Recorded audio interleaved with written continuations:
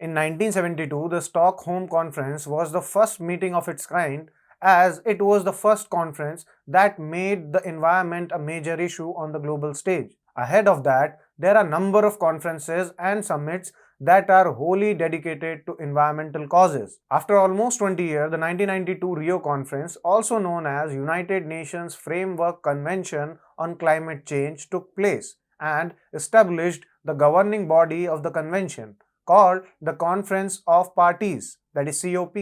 Now, this COP deals with each country's committee to reduce carbon emission through National Determined Contribution, which is NDC. India too has committed to the NDC and it's working towards it with extensive patience. One such attempt has recently been made by the Indian government.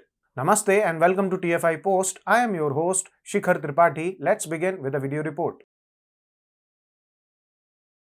In 2020, India updated its NDC and committed to reducing its emission intensity by 45% by 2030 compared to 2005 levels, increasing the share of non-fossil fuel in its power sector to 50% by 2030 and achieving a net zero emission target by 2070. India's NDC included adoption measures such as enhancing climate resilient agriculture, building climate resilient infrastructure, and improving access to water and sanitation in vulnerable areas. Solar, wind, hydro, and nuclear power are able to replace coal as electricity generating source. But what about the fossil fuels used by the vehicles? The answer is that electric vehicles, train and buses are already running on electric power. But for other vehicles on the roads like trucks, cars, bikes and scooters, there are some issues that need to be addressed.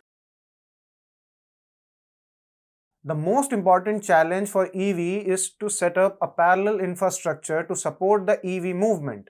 The first and the foremost requirement for this is the charging station.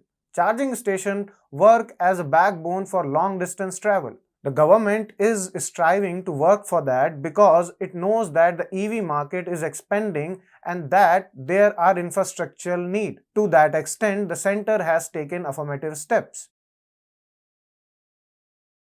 The Ministry of Heavy Industries in India has provided a subsidy transfer of Rs 800 crore to public sector oil companies to establish 7,000 electric vehicle charging stations. This initiative will supplement the current 6,586 public EV charging stations and encourage the use of EV four-wheeler in the country. The Minister for Heavy Industry, Mahendra Nath Pandey, stated that this effort will increase the adoption of EVs. As per knowledgeable sources, the subsidy will only be provided for the installation of combined charging system, which is CCS2 EV fast chargers, and not for charge demo, which is also called Char Demo, due to the greater utility of CCS charger in the country.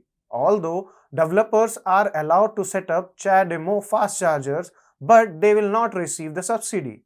India's preference for CCS align with the US government's decision. The EV station will have both fast and slow chargers, but to lower the setup cost, the number of guns for both type of chargers eligible for subsidy has been halved. This subsidy grant will aid OMCs in achieving their target of building 22,000 EV charging stations by 2024. Now you must be thinking, what are CCS and Char Demo? So let me just simplify it for you. CCS and Char Demo are two types of fast charging standards used for electric vehicles. CCS was developed by European and North American car makers, while Char Demo was primarily designed by Japanese car maker. CCS use a single plug that combines both DC and AC charging connectors, allowing for charging at different power level. It can deliver up to 350 kilowatt, which is much faster than Char Demo. Char Demo use a separate connector for DC charging and can deliver up to 62.5 kilowatt of power. It is not as fast as CCS, but it is still widely used in Japan and some other regions. In summary, CCS and Char Demo have different design and charging speed. CCS is faster and has more streamlined design, while Char Demo is slower but still commonly used in some regions. Mahendranath Pandey said the new charging stations will be developed at a cost of roughly 1000 crore, of which 80% will be subsidized through the fast adoption and manufacturing of electric vehicle in India, which is FAME India Phase 2. According to him, this move by the government will boost the electric vehicle ecosystem in India. Speaking about the location for the setup of charging points, the minister further added these fast charging stations will be set up in all the major cities, highways, and motorways across the country.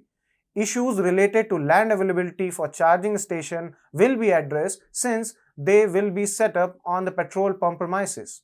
The IOCL, BPCL, and HPCL will receive this funding to establish the active EV public charging station at fuel retail outlets in the country. The IOCL, BPCL, and HPCL will receive this funding to establish an active EV public charging station at fuel retail outlets in the country. The amount will cover the cost of upstream infrastructure and charging equipment installation. As per the minister, these companies have pledged to set up the charging station by the end of the 2023 and 24 fiscal year. And it clearly shows that Government of India is moving ahead with its aim of clean energy and green energy.